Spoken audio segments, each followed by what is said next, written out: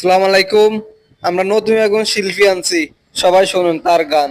যদি ভালো লাগে লাইক শেয়ার করবেন। কিসের আয়ানালের মাতরে বন্ধু, কিসের আয়ানালের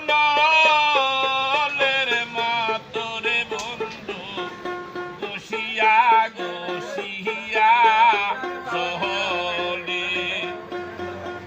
কিসের আয়ানালের